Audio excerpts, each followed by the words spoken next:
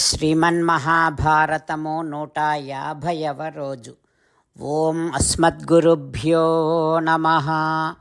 నారాయణం నమస్కృత్య నరం చైవ నరోత్తమం దేవీం సరస్వతీం వ్యాసం తతో జయం ఉదీరయేత్. శ్రీమన్మహాభారతము ఆదిపర్వము 127వ అధ్యాయము ద్వారా సూతమహానుభావుడు శౌనకాది మహర్షులందరికీ ప్రవచనం చేస్తూ ఈ రకంగా చెబుతూ ఉన్నాడు. ఓ మహర్షులారా, వైశంపాయన మహర్షి జనమేజయ మహారాజుకు శ్రీమన్మహాభారతాన్ని ఉపదేశం చేస్తూ ఇలా చెబుతూ ఉన్నాడు. ఓ జనమేజయ మహారాజా, వ్యాసుడు వచ్చి సత్యవతితో, తన తల్లి సత్యవతితో ఈ రకంగా చెబుతూ ఉన్నాడు. అమ్మా, కౌరవుల యొక్క అవినీతి వలన ఈ భూమండలమంతా నశించిపోతుంది. రాబోయే కాలము చాలా భయంకరంగా ఉంటుంది. అందుకని నువ్వు యోగ మార్గాన్ని ఆశ్రయించి ఇక్కడి నుండి వెళ్ళిపో, తపోవనములో నివసించు. అమ్మా, ఈ వంశానికి కలిగేటటువంటి ఘోర సంక్షోభాన్ని, ఈ వినాశాన్ని నువ్వు చూడలేవు అని వ్యాసుడు అనగానే తల్లి సత్యవతి వెంటనే లోపలికి వెళ్ళి తన కోడళ్ళనిద్దరినీ తీసుకొని, అంబిక అంబాలికను ఇద్దరినీ తీసుకొని భీష్మునితో సంప్రదించి అరణ్యానికి వెళ్ళిపోయింది.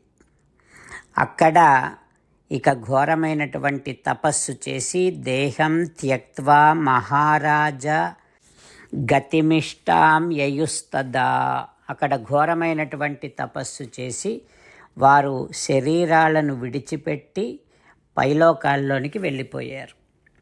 సరే, ఇక్కడ పాండవులు వేదోక్తమైనటువంటి సంస్కారములను అన్నింటినీ పొందారు. తండ్రి ఇంట్లో ఉండేటటువంటి వివిధమైనటువంటి భోగాలను అనుభవిస్తూ పాండవులు పెరుగుతూ ఉన్నారు. ధృతరాష్ట్రుడి పుత్రులతో సుఖంగా ఆడుకుంటూ ఆనందంగా పెరుగుతూ ఉన్నారు. అయితే వారు చేస్తూ ఉండేటటువంటి బాలక్రీడలు అన్నింటిలో పాండవులు బాగా రాణిస్తూ ఉన్నారు. పరుగెత్తటంలో, లక్ష్యాన్ని చేరుకోవటములో, తినటములో, అన్నింటిలో భీమసేనుడే మిగతా ధృతరాష్ట్రుడి పుత్రులందరినీ ఓడిస్తూ ఉండేవాడు.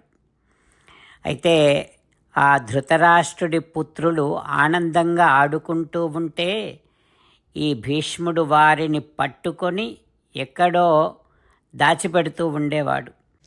మొత్తం అందరినీ 101 మందిని భీముడు ఒక్కడే లొంగదీసుకుంటూ ఉండేవాడు. వారందరినీ పట్టుకొని నేల మీద పడవేసి ఈడుస్తూ ఉండేవాడు. అంతేకాకుండా నీళ్ళల్లో ఆడుకుంటున్నప్పుడు 10 మంది ధృతరాష్ట్రుడి పుత్రులను తన భుజాలతో పట్టుకొని భీముడు నీటిలో మునిగి కాసేపు ఉంటూ ఉండేవాడు. ఎప్పుడైతే వారు ప్రాణాలు వదిలే సమయానికి మళ్ళీ వారిని విడిచిపెట్టి పైకి లేస్తూ ఉండేవాడు భీముడు.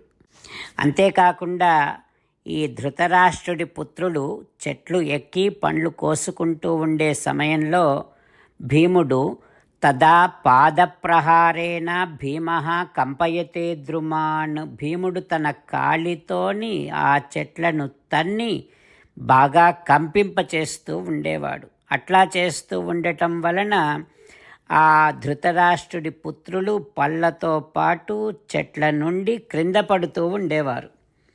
అంతేకాకుండా కుస్తీ పట్టటంలో, పరుగెత్తటంలో, చదువులో ఈ ధృతరాష్ట్రుడి పుత్రులు భీమసేనునితో పోటీ పడేవారే కానీ ఎప్పుడూ సమానము కాలేకపోయారు. ఆ రకంగా భీముడు ధార్తరాష్ట్రులతో పోటీపడి అన్నింటిలో నెగ్గుతూ ఆ ధృతరాష్ట్రుడి పుత్రులకు ఇష్టము లేనటువంటి పనులు ఎన్నో చేస్తూ ఉండేవాడు. అవన్నీ బాల్యచేష్టలే. అయితే ద్రోహ చింతనతో చేసినటువంటివి మాత్రము కావు. అప్పుడు ఇక ప్రతాపవంతుడైనటువంటి దుర్యోధనుడు భీముడిలో ఉండేటటువంటి బల విశేషాన్ని గ్రహించి అతని విషయములో ఇక చెడుగా ప్రవర్తించటం ప్రారంభం చేశాడు. దుర్యోధనుడు ధర్మము అంటే ఇష్టము లేనటువంటి వాడు, పాప దృష్టి కలిగినటువంటి వాడు. అందువలన ఆ బుద్ధి కూడా పాప బుద్ధి, దుర్యోధనుడి బుద్ధి పాప బుద్ధి అయ్యింది అంటూ వైశంపాయన మహర్షి తెలియచేస్తూ ఉన్నాడు. ఆ తర్వాత ఏం జరుగుతుందో రేపు తెలుసుకుందాం. జై శ్రీమన్నారాయణ. జై శ్రీమన్నారాయణ. అమ్మా నాన్నలకు సాష్టాంగ నమస్కారం చేద్దాం.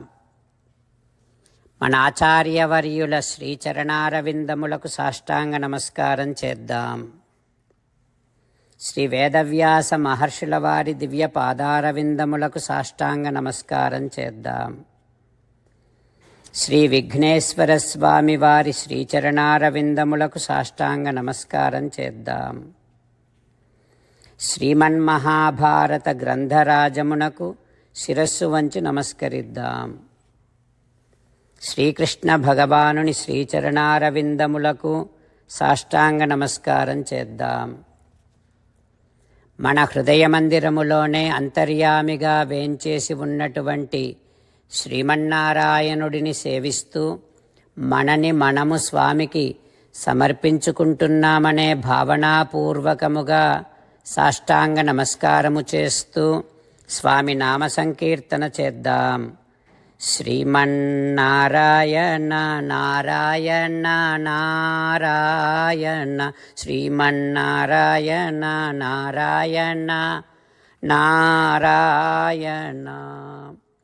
శ్రీమన్నారాయణుడే శ్రీకృష్ణ భగవానుడిగా వచ్చి మనందరికీ భగవద్గీతను ఇచ్చి మనందరినీ ఒక 8 పనులు చేయమని చెబుతూ ఉన్నాడు. అందుకని భగవన్ తప్పకుండా చేస్తామంటూ మనం ప్రతిరోజు ఈ రకంగా మాట ఇద్దాం. హో శ్రీమన్నారాయణ కరిష్యే వచనం తవ, సర్వం శ్రీకృష్ణార్పణమస్తు. జై శ్రీమన్నారాయణ.